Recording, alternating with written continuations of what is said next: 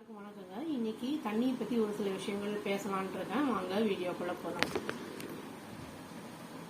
இப்போ தண்ணி அப்படிங்கறது வந்து நம்மளுக்கு பேசிக் நீட்ஸ்ல ஒண்ணு, அதாவது வந்து முக்கிய தேவைகள்ல வந்து இது ஒண்ணு. அது வந்து நம்மளுக்கு நிறைய ஓவரா இருந்தாலும் வந்து அது நம்மளை பாதிக்கும், ரொம்ப வந்து கம்மியா இருந்தாலும் வந்து பாதிக்கும்.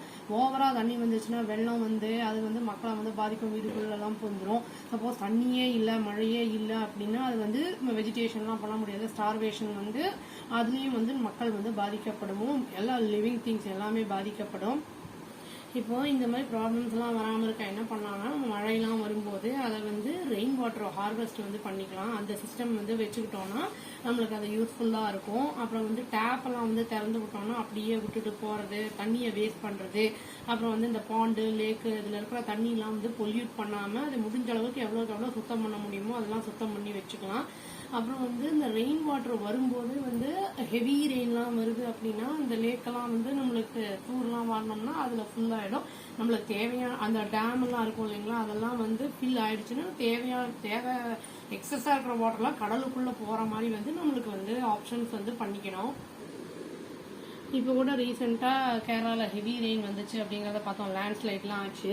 இப்போ வந்து குளோபல் வார்மிங் ஆகுறதுனால வந்து நம்மளுக்கு ஐஸ்பர்க்ஸ் எல்லாம் வந்து உருகி சி லெவல் வந்து ஜாஸ்தி ஆயிடுது. அப்போ வந்து மழை வந்து ஃப்ளட் எல்லாம் வருது. அந்த மாதிரிலாம் வராமல் இருக்கிறதுக்கு நம்ம வந்து மரங்கள்லாம் வெட்டுறது, அந்த இதெல்லாம் வந்து அந்த குவாரி அந்த இதெல்லாம் வந்து பண்ணுறதுக்கு வந்து கொஞ்சம் நிறுத்தணும். அதெல்லாம் பண்ணோன்னா தான் நம்மளுக்கு வந்து மழை வந்து ரொம்ப ஹெவி ரெயின்லாம் வராமல் இருக்கும். ஓரளவுக்கு வந்தாலும் நம்மளுக்கு வந்து அதை மேனேஜ் பண்ணிக்கிற மாதிரி இருக்கும்.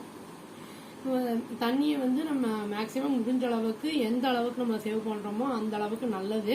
இப்போ கொஞ்ச நாள் முன்னாடி கூட இது கர்நாடகாவில் வந்து வாட்டர் கிரைசிஸ் அப்படின்னு சொன்னாங்க. அதாவது வாட்டர்ல இருந்துலாம் கரண்ட் எல்லாம் கூட எடுக்கிறதுனால கரண்ட் வந்து மின்சாரம் எடுக்கிறதும் வந்து பாதிக்கப்படும் நம்மளுக்கு. அதனால வந்து நம்ம கேர்ஃபுல்லா வந்து இண்டிவிஜுவல்ஸ் எல்லாமே பார்த்து பண்ணும்போது இந்த ப்ராப்ளம்ஸ் எல்லாம் வந்து சால்வ் பண்ணலாம். அதாவது வாட்டர் வந்து சேவ் பண்றதுங்கிறது வந்து ரொம்ப முக்கியமான ஒரு விஷயம். இதை ஃபாலோ பண்ணோம்னாலே நம்மளுக்கு வந்து வாட்டர் கிரைசிஸ் இல்லாட்டி ரொம்ப ஃப்ளட் இருக்கிறது எல்லாத்தையும் வந்து தவிர்த்தலாம். அவ்வளோதாங்க. தேங்க்யூ.